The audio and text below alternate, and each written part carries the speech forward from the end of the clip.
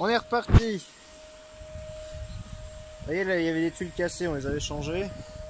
Donc les extérieurs, j'ai pas fait grand chose. Il faudrait repeindre ça, reprendre toutes les dalles là. Mais c'est beaucoup de boulot. Voilà, ce que j'ai fait, c'est que j'avais du gravier en rab, je l'ai mis là pour reprendre un peu les parterres. Sinon, j'ai pas fait grand chose à l'extérieur. Après voilà, ça reste 200 mètres carrés, c'est déjà bien aménagé. Ce sera pas trop compliqué. Donc ici, j'ai réussi à fixer un seuil que j'ai récupéré. Là, vous voyez, j'ai fait une petite découpe pour rattraper le décalage du mur. On va mastiquer tout ça. Donc ici, comme je vous disais, j'ai le programmateur de chauffage qui n'est pas encore en service. Au début, je comprenais pas parce qu'il y avait que 2 fils. Et moi, en arrivée, j'ai phase, neutre et fil pilote. Et du coup, je me suis dit, mais il y a besoin des 3, je comprends pas pourquoi il n'y a que 2 trucs. Mais je pense que vu que ça marche avec des piles, il n'y a pas besoin d'une autre. Et j'ai cherché sur internet, j'ai vu au bout d'un moment un schéma qui indiquait juste raccord 2 fils. Marche pas ici, Amel. Raccord 2 fils. Il est fragile le seuil. Raccord 2 fils, phase et fil pilote. Donc c'est ce que j'ai fait. C'est ce que semblait indiquer le schéma aussi, mais c'est du Made in China, c'était pas clair du tout. Ici j'ai refixé la sonnette d'origine et elle fonctionne, donc ça c'est cool. Donc là j'ai mis en place, ça j'ai repeint, j'avais récupéré l'existant, c'était tout dégueulasse. Je l'ai repeint pour que ça passe. J'ai fixé les arrivées, donc ici pour le lave-vaisselle, ici le frigo, ici la cuisine. Donc là j'ai clipsé les plaintes. Tac, découpé, clipsé. C'est en PVC, là j'ai fait une coupe à 45, c'était pas évident. Mais j'ai réussi à avoir un truc à peu près correct. Donc la cuisine, ça se fixe les caissons entre eux, avec des vis comme ça de chaque côté. Tac, voilà. Et après, les caissons, eux, sont eux-mêmes fixés au mur avec des équerres. Donc là, il y a une grande équerre et il y a une petite. Ici, j'ai raccordé, ici j'ai ma sortie de câble pour la plaque et la prise pour le four. Je les ai mis exprès en bas parce que le four, faut qu'il puisse reculer à fond là, sinon ça aurait gêné. Donc là, l'ancien carrelage, vous vous rappelez, c'était ça. Et là maintenant, c'est ça. Reste pas trop devant, mais... Donc voilà, j'ai repeint. Il faudra que je repasse parce qu'on voit encore par endroits les anciens motifs. Et ici j'ai mis un carrelage blanc, j'ai fait les joints et je l'ai repeint également avec la même peinture, sauf que il se trouve que le carrelage n'avait pas la même teinte initiale, donc du coup ça fait pas la même couleur. Ici ça fait vraiment un gris bleuté très sympa, et ici ça fait plus un gris souris qui est pas forcément fameux. À chaque fois on voit des petits joints, là on voit encore l'ancien carrelage, donc j'avais pas de joint, j'avais pas de silicone blanc, j'avais que du translucide.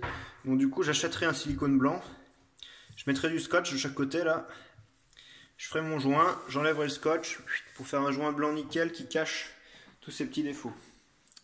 Donc là j'ai fixé le robinet, on a raccordé l'évacuation en dessous, voilà, à l'évacuation existante. Hop, les raccords ici, au chaud d'eau froide. Tac. Donc la plaque, c'est une plaque vitrocéramique à boutons, voilà. J'ai pris la meilleure prix que j'ai trouvé. C'était 100 € chez Cdiscount. Ici on a une hotte à recyclage. Là j'ai passé un câble pour la lime. Tac. Car par là-haut et là-haut j'ai fixé ma planche du coup. Que j'ai laissé comme ceci. Voilà. Donc là, dans le salon cuisine, dans une grande surface, donc j'ai un radiateur de 1000 watts, un deuxième de 2000. Donc j'avais prévu des planches derrière de renfort pour fixer dessus. Sauf que j'ai même pas réfléchi à où étaient mes fixations. J'ai mis ma planche comme ça à l'instinct. Des fois à l'instinct ça marche, des fois ça marche pas. Bah là ça a jamais marché. J'ai mis qu'une vis. J'ai mis qu'une vis en dessous là, en vis à bois. Et elle tient quasiment rien. Donc c'est surtout celles du haut qui tiennent. Donc Donc bref, voilà, quand vous faites les choses, essayez d'anticiper, d'avoir les radiateurs. Je les avais en plus, mais j'ai pas pris le temps de regarder. Pour mettre la planche au bon endroit, comme ça, visser dans la planche, parce que j'ai dû mettre des chevilles mollies partout. Voilà, voilà, un peu galère. Ta ta ta ta. Donc on va monter à l'étage. Je vais faire le tour parce que voilà, ouais, l'escalier est tout propre. Je vais refaire le tour par dehors parce que l'escalier est tout propre. Faut que j'enlève mes chaussures après. Pour l'instant.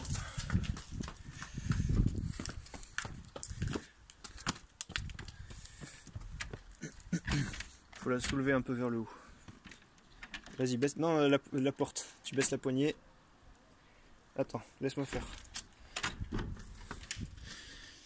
Oh, il y a un petit tapis. Donc là, il nous reste à fixer un petit rideau là pour le tableau, mais ça on le fera plus tard. Voilà. Ici c'était pas évident parce qu'il y avait de l'eau qui s'infiltrait. Donc au début, je voulais mettre une plaque de sol souple, mais j'en avais plus.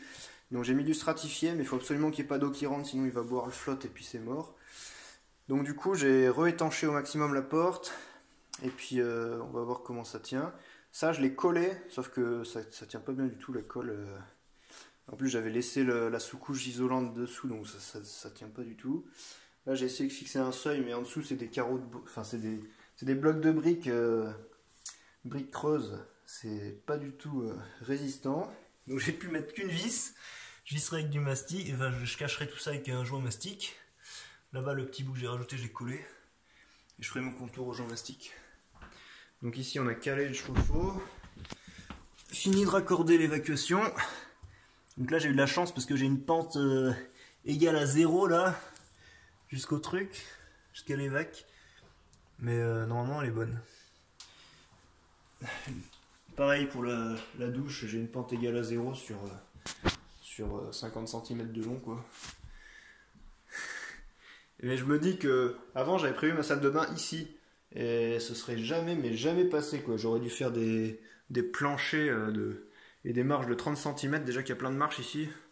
Si j'avais encore refait des marches. Donc là, j'ai acheté un dressing qui rentre pile poil. Donc je l'ai intégré ici. Et puis voilà, ça restera comme ça. Ici, il y a les gaines techniques. La bise en eau, comme je l'ai dit, je testerai plus tard. Donc là, plafond fini. Tous les spots raccordés. Voilà.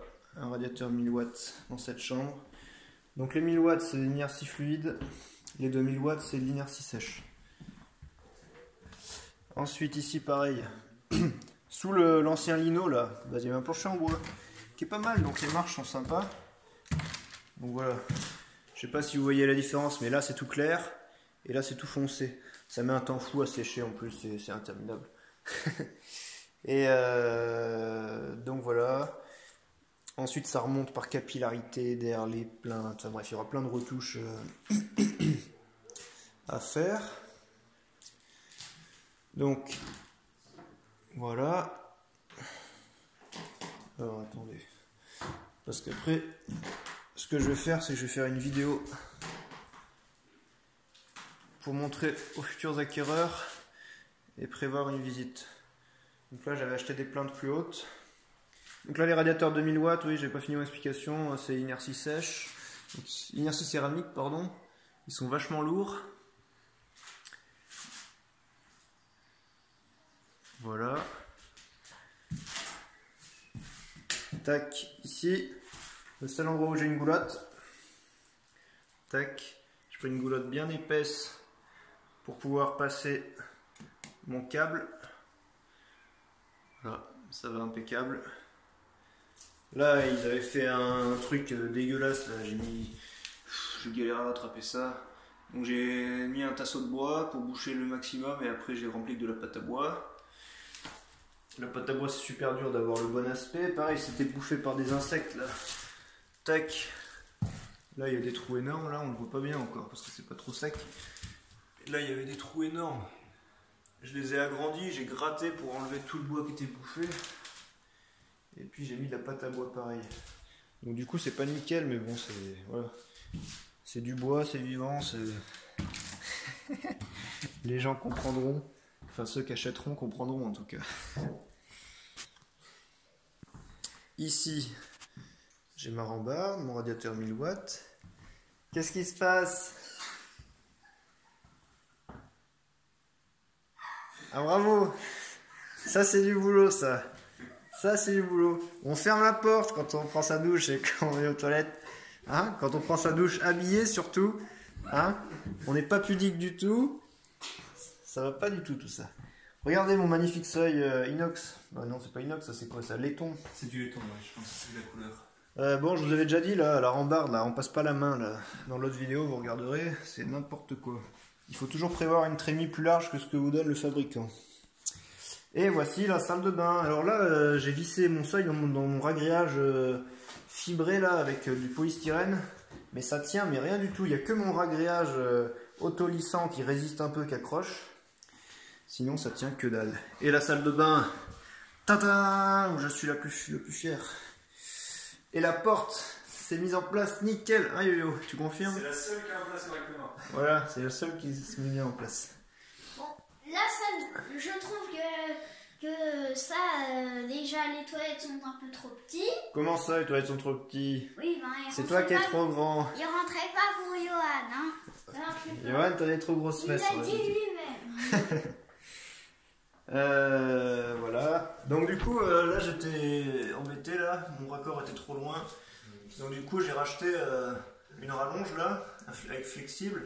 Et donc là ça s'adapte, la partie qui s'emboîte. Il y a diamètre 80 jusqu'à diamètre 120 je crois. Donc du coup ça s'enfonce bien vachement, je l'ai enfoncé au max.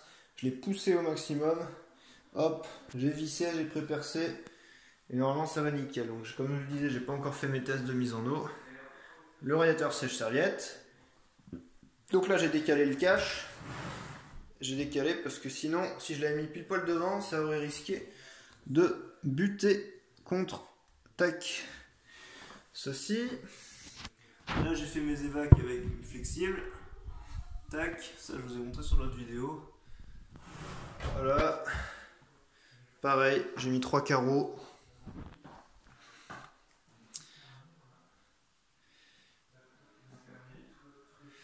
Voilà. Voilà, mon tablier de baignoire. Donc je mets pas de paroi hein, parce que c'est la merde. Je suis déjà dégoûté d'avoir percé un trou là-dedans. D'autant que j'ai réussi à mettre une vis là, elle s'est coincée entre les carreaux là, elle a tenu vachement bien. Là j'ai mis une petite cheville par contre. Voilà, ça impeccable. Derrière ça, joint filasse. Toujours joint filasse et pâte à joint. Le téflon, vous oubliez. Et pareil, quand vous avez des raccords, le joint caoutchouc, vous oubliez, vous mettez du joint fibre.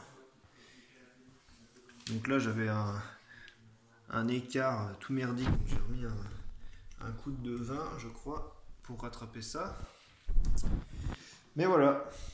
Donc là, l'emplacement pour la machine à laver. Donc là, mon retour d'Annecy.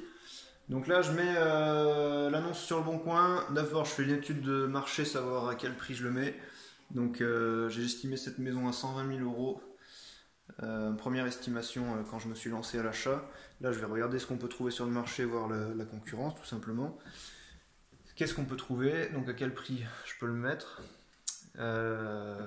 Ensuite les contacts potentiels, je vais leur envoyer photos, vidéos, plans d'aménagement pour qu'ils puissent vraiment se projeter, avoir le maximum d'éléments, et une fois qu'ils ont tout ça, ils peuvent décider et déclencher une visite.